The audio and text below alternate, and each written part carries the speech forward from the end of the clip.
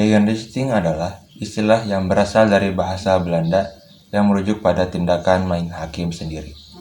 Dalam situasi di mana masyarakat melakukan tindakan kekerasan terhadap seseorang yang dianggap pelaku kejahatan tanpa melewati proses peradilan terlebih dahulu. Melaksanakan sanksi kepada seseorang untuk menegakkan hukum merupakan monopoli penguasa. Hanya penguasa yang memiliki kekuasaan memberi sanksi. Perorangan tidak diperkenankan melaksanakan sanksi untuk menegakkan hukum. Otoritas pemerintah yang dapat memberikan tindakan hukum terhadap pelanggaran hukum maupun kejahatan. Masyarakat di luar dari pemerintah sebagai pemilik otoritas tidak memiliki hak sama sekali untuk melakukan sebuah tindakan karena secara normatif tidak memiliki dasar legitimasi. Misalnya, masyarakat yang menemukan seseorang melakukan tindakan pidana pencurian, pencopetan, atau perampokan, maka masyarakat melakukan tindakan dengan cara pemukulan, pengeroyokan, bahkan sampai dibakar hidup-hidup terhadap orang yang melakukan tindak pidana tersebut. Tindakan tersebut adalah tindakan main hakim sendiri. Masyarakat cenderung melakukannya tanpa berpikir panjang terhadap perlakuan seperti itu dan tidak berpikir bahwa apa akibat yang ditimbulkan dari tindakan demikian. Perbuatan-perbuatan itu telah menjadi suatu kebiasaan di dalam kehidupan masyarakat. Karena masyarakat beranggapan bahwa tindakan yang dilakukannya itu benar dan dapat menimbulkan efek jerak terhadap orang yang melakukan tindak pidana. Tetapi pada kenyataannya tidak demikian. Tindakan main hakim sendiri justru lebih melanggar hukum. Apabila seseorang melakukan main hakim sendiri, maka akan dijerat dengan beberapa pasal. Yang pertama, pasal 351 KUHP tentang penganiayaan. Dalam penjelasan pasal 351 KUHP oleh R. Sugandi, penganiayaan diartikan sebagai perbuatan dengan sengaja yang menimbulkan rasa tidak enak, rasa sakit, atau luka. Kemudian yang kedua, pasal 170 KUHP tentang kekerasan.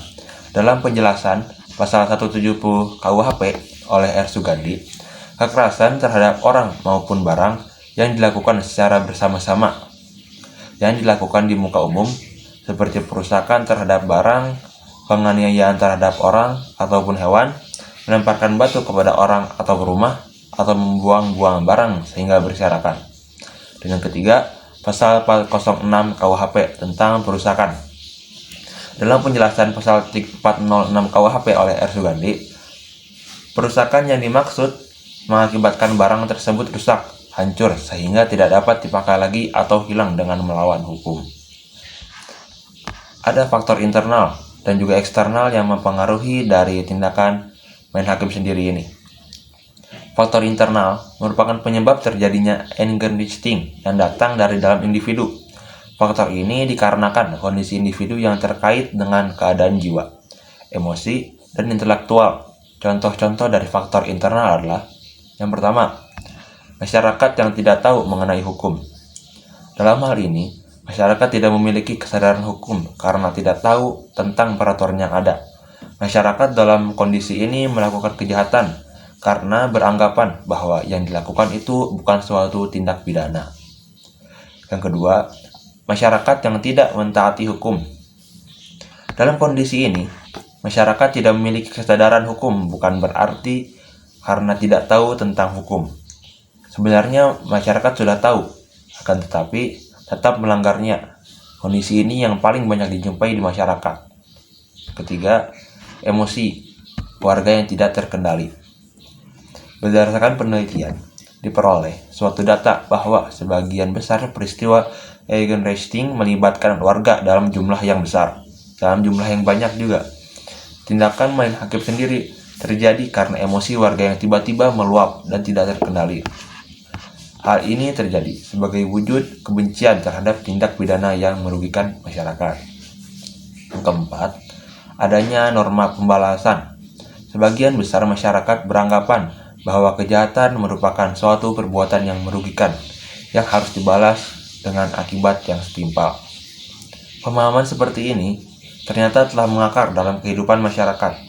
Bagi sebagian besar korban, kejahatan yang pernah merasakan langsung akibat dari kejahatan yang pernah mereka alami, berharap dapat melakukan pembalasan dan memandang bahwa pembalasan terhadap para pelaku kejahatan adalah suatu kewajaran.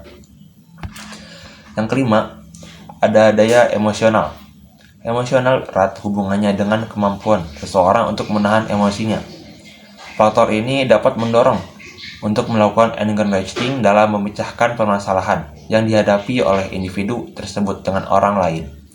Yang keenam, ada mental individu. Mental individu ini mempengaruhi keadaan jiwa, tingkah laku seseorang, terutama inteligensia. Orang yang mempunyai inteligensia yang tinggi, apabila sedang mengalami suatu kondisi konflik dengan individu lain, orang tersebut cenderung untuk menyelesaikan masalahnya dengan cara-cara yang wajar atau melalui jalur-jalur yang benar, baik menurut norma-norma yang berlaku dalam masyarakat maupun yang sudah ditetapkan oleh negara. Sebaliknya, orang yang memiliki inteligensi yang rendah, apabila memiliki persoalan perbedaan kepentingan dengan orang lain, akan cenderung mengikuti jalan pikirnya sendiri. Kemudian ada faktor eksternal. Faktor eksternal merupakan penyebab terjadinya anger management yang datang dari luar individu pelaku. Faktor ini biasanya berhubungan dengan pengaruh buruk yang menuntut para pelaku menjadi bertindak main hakim sendiri. Faktor-faktor ini berasal dari lingkungan di luar diri manusia ataupun eksternal, terutama hal-hal yang berkaitan dengan munculnya reaksi masyarakat.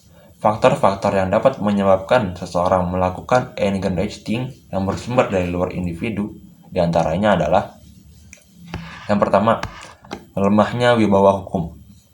Anger management yang dilakukan oleh individu dikarenakan individu tersebut ketika menghadapi konflik atau pertikaian, dia beranggapan bahwa hukum yang ada tidak mampu menyelesaikan konflik yang dihadapinya.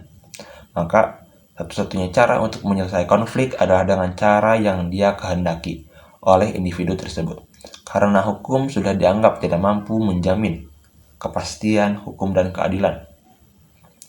Yang kedua, ada tingginya intensitas kejahatan. Berdasarkan penelitian terhadap beberapa responden, diperoleh pemahaman bahwa tingginya angka kejahatan yang dialami masyarakat ternyata menimbulkan tekanan psikologis. Kondisi ini memicu masyarakat melakukan usaha-usaha untuk mengembalikan keadaan seperti semula. Dalam rangka usaha tersebut, terkadang terjadi tindakan-tindakan yang mempengaruhi kepada kekerasan. Hal ini terjadi karena masyarakat merasa jenuh dengan situasi yang mengganggu ketentraman hidup dalam keadaan bermasyarakat. Terjadinya tindakan main hakim sendiri merupakan bentuk reaksi masyarakat atas kekhawatiran terhadap tingginya intensitas kejahatan yang meresahkan. Kemudian, yang ketiga, adanya provokasi terhadap masyarakat.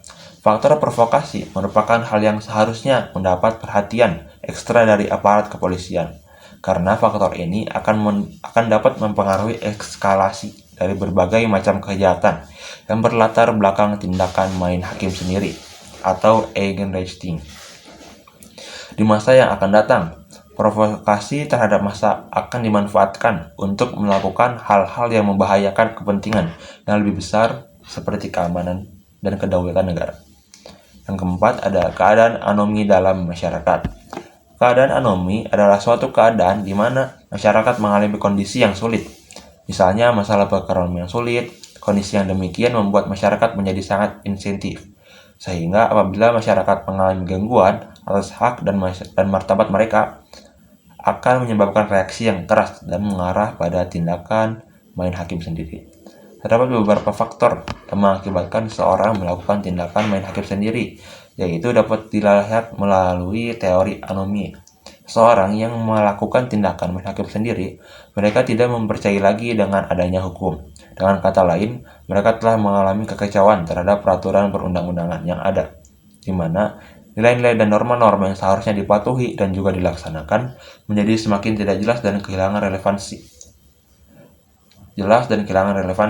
Maka jika di dalam suatu masyarakat tersebut telah mengalami kekecauan terhadap hukum, maka yang terjadi adalah masyarakat tersebut melakukan suatu pengadilan jalanan, yaitu dengan melakukan tindakan main hakim sendiri. tindakan main hakim sendiri dengan demikian dapat dikategorikan sebagai anomi atau dalam kasus main hakim sendiri ini terjadi ketidaksesuaian dalam penerapan fungsi hukum dengan tujuan yang diinginkan oleh masyarakat. Pelaksanaan fungsi hukum oleh lembaga hukum dipandang oleh masyarakat belum memenuhi apa yang diinginkan oleh masyarakat, sehingga masyarakat menjalankan hukumnya sendiri. Upaya penanggulangan Eigenrechtting berdasarkan penelitian di Polres Magelang, upaya penanggulangan terjadinya yang dilakukan oleh Polres Magelang lebih mengutamakan upaya preventif. Hal ini bertujuan untuk menghindari konflik yang lebih luas, karena dalam kondisi tertentu, peristiwa main hakim sendiri apabila dilakukan penanganan melalui upaya represif banyak menyebabkan reaksi keras dari masyarakat.